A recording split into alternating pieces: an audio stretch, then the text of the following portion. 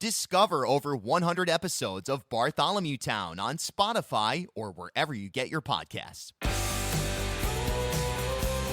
This is the Bartholomew Town Podcast. Welcome in to another edition of the Bartholomew Town Podcast. I'm your host, Bill Bartholomew. On today's episode, a look at some youth-oriented nonprofits in Providence with Brandford Davis of the John Hope Settlement House and Joelle Gilbert of Community Cafe. So through this episode, I really learned a lot about the ways that the nonprofit sector fills a lot of the gaps in public education today here in Rhode Island, and I'm sure this can be translated into a national conversation. Gaps like, opportunities for tutoring, and don't get me wrong, these opportunities exist inside the confines of public and private school all around the state, but maybe not enough. So it's important to look at the entire picture, I guess, when we're talking about education, the educational infrastructure, and the youth support base that's out there. And there's a lot of nonprofits that and organizations of all sorts and stripes that I've come into contact with here in Providence, in Newport, South County, Northwest Rhode Island, wherever it may be. And it's really interesting when you get a sense of the roles that many of the leadership or mentors within those programs play in kids' lives. And yeah, it makes sense that while we have challenges in our public educational infrastructure, particularly here in Providence and look, all around the state, we know that. We've seen the numbers and we can feel it as well, that we need to sort of take charge and move in a new direction. But I really enjoyed this conversation because it was enlightening to where we're doing things right and where we can continue to invest our energy. Again, this isn't to suggest that the public sector, public schools, etc., are incapable of offering these sorts of services on their own. And oftentimes they do.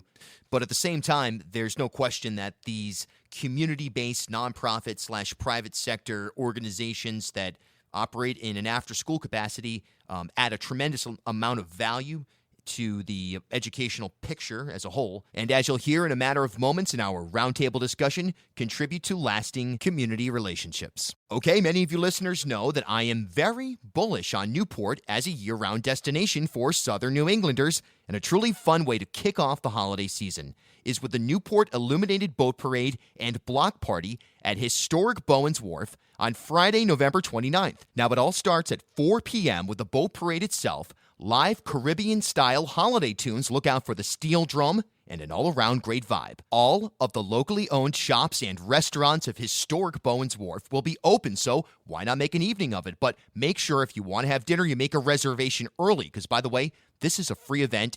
It happens rain or shine. The 2019 Newport Illuminated Boat Parade and Block Party at historic Bowen's Wharf, Friday, November 29th.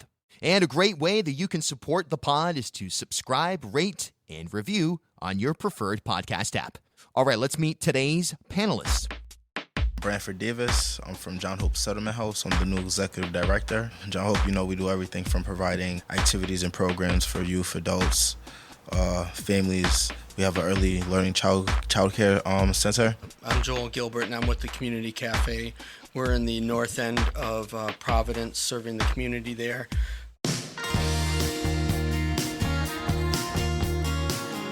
So there's a real need. I mean, when we talk about Providence, there's definitely within the schools, outside the schools, there's different conversations. They overlap sometimes they don't, regardless of, I guess I should say, irregardless of anyone's impression of the Providence school system from the outside or from here in Providence. There's a definitive need for spaces to just simply facilitate activities and growth outside of school hours. And so each of you are kind of in a prime position to do that and have been in some ways.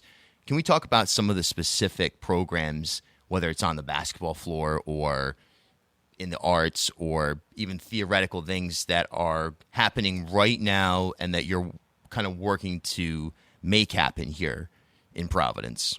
So right now, some of the things that we have going on is we have Camp Arrow, which Camp Arrow is a house name basketball program.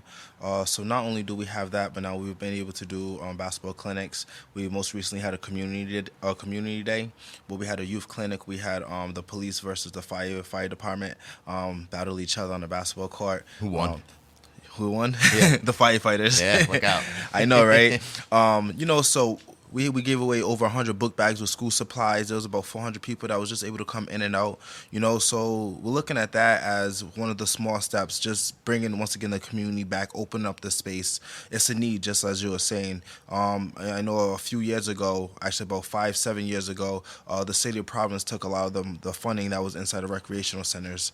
You look at a lot of the funding that was lost inside of the public school department, and as 21st century programming came in, it was good, but it didn't supply nor did it really help all the students in different demographics. So I think that's where community centers and programs that what we're trying to do is be able to attract and build to those students that aren't going to after school programs, that don't have the same opportunity as others. So some of the other programs, we're going to be starting a DJ class. So Really? you talk about, That's awesome, man. youth from the age of about 14 to 18 have the opportunity to learn how to DJ, learn how to do Photoshop. It's really more about entertainment, so learning how to be on a podcast, how to log on and do online radio. We have a booth, and hopefully turn that to a community booth, so now anybody that's interested in recording can have the opportunity to go inside the booth, get their lyrics, get their vocals mastered, but also you can have internships from that. So now connecting with high schools that do internships, that have like the Met, that has a big picture learning aspect to it. So I think a lot of the programs that we're trying to do is really just trying to build the youth, build the community, reunite. We all are familiar with, as you was mentioning before, with the Providence public school system and the lack and the need of programming, but also of role models. So I think out of our programming, out of our community center, this is another aspect to just build the youth into a formable and participating citizens. That's awesome. Yeah, and there's also the facilities aspect of it. I mean, this is obviously like a really specific example, but I think back to the Bud Long pool deal, Mayor Fung earlier this year in Cranston making essentially a rule that if you're not from basically if you're from Providence, don't ride your bike down here and come to our pool. And then on the flip side, there's limited resources available here in Providence. Yeah, there's some pools and there's some kind of sprinkler systems you can run through, but realistically, there's a lack of facilities. Let's talk about that on the community cafe side. As you see this need, this ever-growing need for role models and for activities that are not just random, that aren't just miscellaneous, I guess you could become a professional gamer or whatever, but for the most part, if you're working in Photoshop, like you say, you can now, there's an entertainment aspect to that, but there's also possibly a career aspect to that. Sure. Well, I want to go back to what you were talking about earlier about space.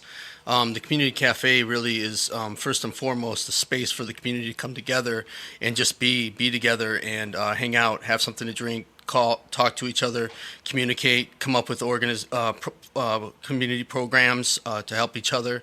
And talking about the youth, we want to have a space that's for them, by them, and we're just giving the space over.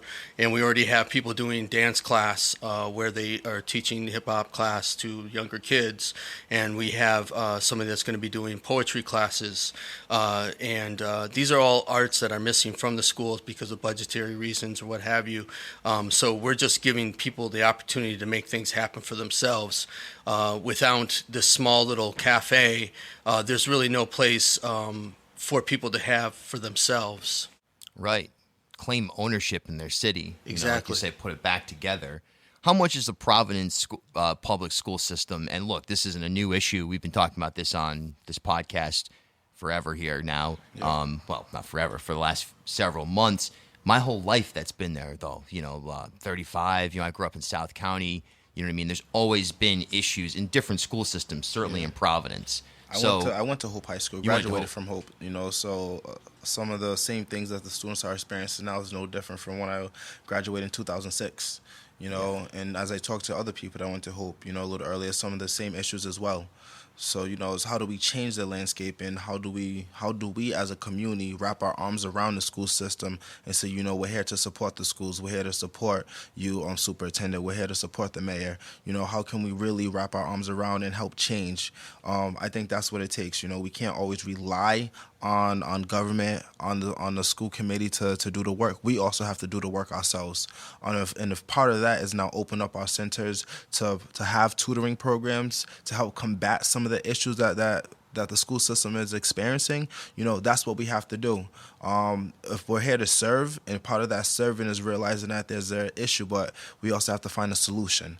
And I think this is where the community centers, such as what Joel and I have, in order to promote, in order to provide resource access, services to change the quality of life for our community. So that's one of our number one goals. And as I speak of it, that's something else that we're looking to do, is also develop a sustainable tutoring program that we're able to go in and connect with teachers, where we could send homework, where teachers are sending homework and the students are coming in and being able to do it, and not saying, I don't have homework. So Right. building that relationship between schools and community centers is important. Yeah, building that pipeline, whether it's digital, whatever it is, just and the trust, and that obviously is something I know you're working on as well. Right. So. Well, right now we don't have our after-school program running, but we're looking to do it. It's basically connecting with the local community to have the folks that want to make that happen come in and make it happen. I need volunteers, and that's one thing that I'll be talking a lot about is volunteerism, because part of the center of having a community center is bringing people together so that they can give into the community and so they can get back.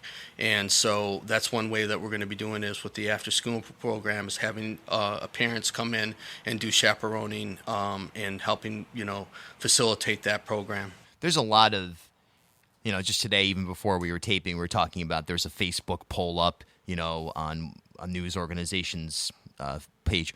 Do you feel safe going to Providence Play Small? This kind of nonsense. Look, that's garbage. We know that. I think most thinking people know that. Providence is a relatively safe city. There are major problem areas, but in general, it's a safe city. How much do your organizations work to just combat perception from within? Is that something, or is that something you don't even care about? You just pay no mind to it. The idea that there's this notion that Providence is this,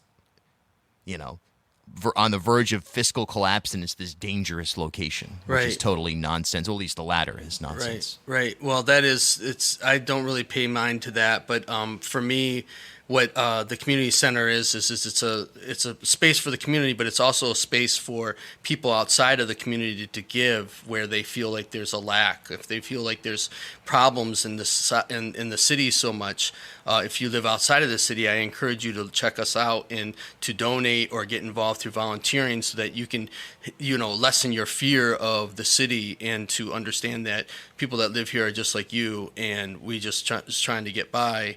And the violence that you see happens in your neighborhood as well. You're not talking about it maybe the same way as you would because it's not from the city. I don't know.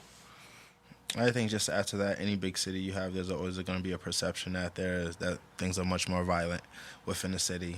It's much more people, it's much more vibrant. I think one of the biggest things, as Joel was alluding to, you have to be able to dispel that notion, that violence is happening. Anywhere you go is going to take place. Going to Providence Play Small, it's any given day of time, for some people. But, it's also the reality that, hey, if you're going to go somewhere, go with open heart and go to enjoy the environment. Providence is a beautiful city. I like it because there's so many ethnic groups, so many cultures. Anywhere you can go, around any corner you get, from Italian food to Thai food, to South to East African food. Yeah, Broad Street now, just in the last 5 years, really has become this new. It's always been a mecca, but it's now this vibrant mecca. Yeah. And why isn't anyone talking about that? Like, if for real, it's not just. Some people would probably say, "Oh, you're a social justice warrior." What are you doing? Like, and seriously, I get this back from certain people, but I just think it's idiotic, and it's groups like yours and it's centers like yours that keep the wheels turning in the right direction in spite of all the resistance that you have from the fiscal problems within the city and from this attitude that a lot of the state kind of drops on you. Let's speak about like the artistic, sport-based components of your programs. Absolutely. The biggest reason why that we're doing these after-school programs and sports programs is to get kids out of the house. There's so many kids that are shut in. As I was as a kid, I was a latchkey kid, and then I was, basically raised by TV. But the thing is that with today's kids, it's the phones, it's the devices, and as adults, we have our issues with them as well. But the point being is that getting them outside of the house and with the sports, a lot of kids that are prone to doing sports will be out doing them anyways. But when it comes to the arts, a lot of those kids are just sitting in the house, like I said, and they don't have an opportunity to draw or to paint because they don't have resources to get the paint. So that's why the importance of having these classes for them, and to get real experience from a teacher that's helping them grow in their abilities. Well, for me, where I'm from, there's generally three ways out of the what we call the hood or community. One is either being a basketball star, being a rapper, or making it to jail. And either which one you can choose which one you want to, but one is much more formidable than the other. So when you look at having kids and open up a facility for the youth to come in, it's helpful for them to be able to grow, to develop their emotional side, their psychological and physical well-being. And just the kids that, if they're not there, what else are they going to be doing? Might be on the street or just getting inside some type of miscellaneous activities. When you look out, I believe between the times of 3 and 7 is like the most times where crime takes place. So when you're looking at it from the youth perspective, that's not really a good time to be out with no direction, with no structure. So that's what sports, that's what arts does. It provides structure, it provides direction, it provides a passion. So with our programs, not only are we looking to now not only entice that interest or build that passion or that interest, but now we also want you to understand that whatever you have a purpose for, whatever your passion or your hobby is, you can take that and make it an entrepreneurship. You can make it a career. So we also want to teach our youth how to be self-sufficient. How to be able to take their passion and grow the dollars from it. Because you can do that in any avenue, but if you can do it the right way, then you can live the right way. So when we talk about the DJ classes or Photoshop, or taking videography and photography, or being a part of a volunteering or part of our basketball clinic, we also want you to understand that, hey, you may want to be a basketball star, but understand there's 1,000 other jobs that you can do within the realm of basketball. You may want to be a rapper, but guess what? There's 200 other jobs that you can do within the studio. And you can still just be just as rich. Maybe not as famous, depending on where you go. You may have a better life, depending on who you ask. Exactly. Honestly, right? So when you think about it like that, it's the big picture, being able to really affect it and benefit and build the holistic nature of the human being. Outstanding stuff. I really want to ask each of you about your relationships with the city and the state as far as the officials. We've got a new education commissioner, a mayor that, tries to embrace all the neighborhoods of the city, all the different communities. Have you had any kind of relationship or interactions with either of them or any other, city council members, anyone like that? Have they taken an interest in this process or in your work through the kind of the school transformation / takeover process? And I'll say, because I'm starting in this role as the new executive director at John Hope Settlement House, a lot of the conversation I've had most recently is more so shaping about what John Hope needs to do, what it needs to be, how to change it and set the right track forward. But I did have an interesting conversation with Dr. Montague, which was also my former principal, and just talked about really building a solid and sound tutoring program. Yeah. When you look at and you read the report, from Providence, really being able to develop a program that we can house at John Hope that, once again, that'd be able to not only affect the student but also the families. I think it's important, anything that you have to do, because the family, the parents also have to be just as competent as the student. And it has to be just as engaged as a student inside that education to help move everything forward. Other than that, with all the conversations I had, I've gotten multiple support. Just really want to see John Hope come back inside the community, be a staple once again, and being able to benefit the community at large. On the community cafe side, any interactions with state or local officials at all? Any positive or negative? Yeah, definitely. I have to give a shout out to my reps. Rep Marcia Ranglin Vassal and Rep Maura Walsh. They've both been very helpful and come by the cafe and lend their support. In January, we're going to have a open house fundraiser through Maura Walsh. So that's exciting. But I just wanted to give a shout out to the John Hope Settlement House, because I'm involved and I'm going to get more involved with them, because I don't see any other community space in Providence as being as important as the John Hope Settlement House, because they've had issues in the past with being taken over. And this is a huge facility with a great leader in Brandford Davis, and it needs as much support from the community, all of Rhode Island, as possible to help help the community. And so I really hope that anybody out there listening, please check out the John Hope Settlement House and lend them their support as much as you can. And also check out my website too, which is the www.communitycafepvd.org. But that's about what I have to say. There's an appetite for Rhode Islanders to get involved. And I had Jim Hummel on here the other day for something, and, we were having a totally unrelated topic, but he pointed out, Rhode Island's a city-state. There's the saying, as Providence goes, so too does the rest of the state, whatever. But the reality is, our state is essentially the size of a city, and it functions like that. So this notion that people can turn their backs on the urban core if you live in, I don't know, South Kingstown or whatever, that, one, it's obviously morally wrong, but two, it's now becoming practically wrong. The state can't function as a whole if we approach it that way. So it seems like your organizations are great pipelines for people to get involved. Like you're saying, you need referees, or educators or tutors or whatever it is. That's like a practical way where a person can just boom, right out of the gate through whatever training, make an impact. Is that a fair statement? Correct. Yeah, more absolutely. so than anywhere else that I can think of, right? Right. I think, and I agree with you, because when you look at a community center, there's so much to do.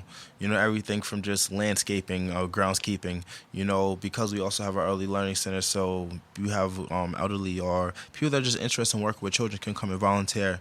You look at our before-after school program, helping kids with homework, helping kids playing a kickball game, playing soccer, teaching kids arts and crafts, bringing back woodworking, wood shop, so there's so much. Even when you look at volunteering people, if you want to get interested, if you want to get involved, come down to John Hope Settlement House, come to Community Cafe PVD. We're in need for the help. The more support through your volunteerism, the more support through your help, the better that we're going to be able to reach each and every child and family that we work with. Your expertise that you've had, your professionalism is needed in our facility. As a nonprofit organization we're already somewhat bootstrapped, trying to do so much with so little people. So the much help and the more help that we can receive is the much better everything's just going to work. Right. It's an opportunity to come into the city that you might not know about and to volunteer. But I also encourage people, if you live outside of the city, to volunteer where you're at, close to where you are, and give to your communities, because we all need it wherever we live. And, that's about it.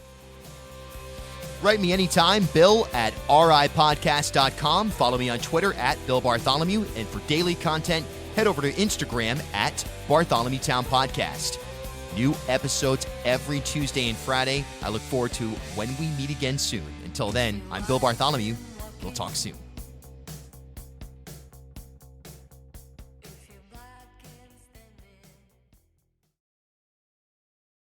At HealthSource RI for Employers, we provide access to health insurance to more than 1,100 local businesses and nonprofits, and 96% of them renew through us every year. Maybe it's our choice of 19 different health plans, our 10 years of customizing solutions, or our one local team of dedicated experts helping employers find quality health insurance. See how our numbers stack up for you.